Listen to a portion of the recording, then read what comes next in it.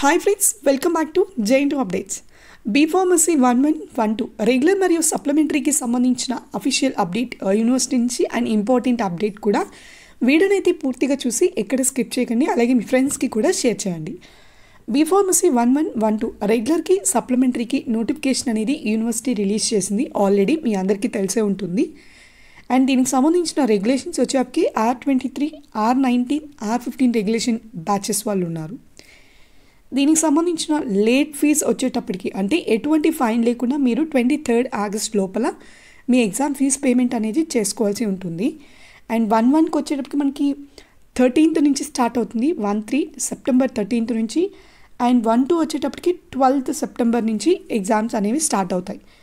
దీనికి సంబంధించి మనకి అఫీషియల్గా యూనివర్సిటీ నోటిఫికేషన్ కూడా రిలీజ్ చేయడం జరిగింది. టైం టేబుల్ ఇక్కడ మీరు చూసుకుంటే బీఫార్మసీ 1112కి నోటిఫికేషన్ వచ్చింది. At the same time 2 days back మనకి టైం టేబుల్ కూడా యూనివర్సిటీ రిలీజ్ చేయడం జరిగింది.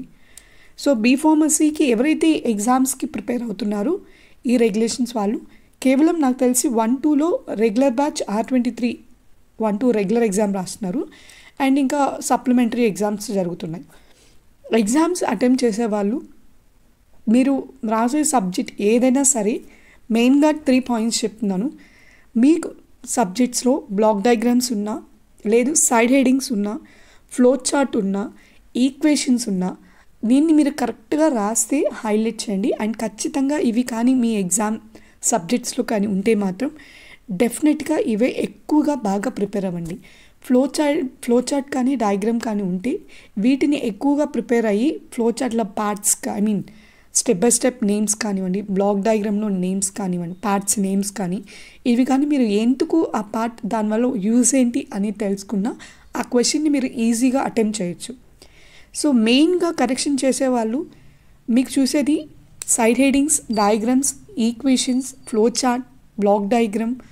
అండ్ ఇంకేమైనా చూసుకుంటే ఏమైనా మనకి ప్రాబ్లమాటిక్ సబ్జెక్ట్స్ ఏమైనా ఉంటే ఎక్కువగా దాంట్లో మీ అందరికీ తెలిసిందే ఈక్వేషన్స్ అండ్ ఆన్సర్స్ చెక్ చేస్తారనేది.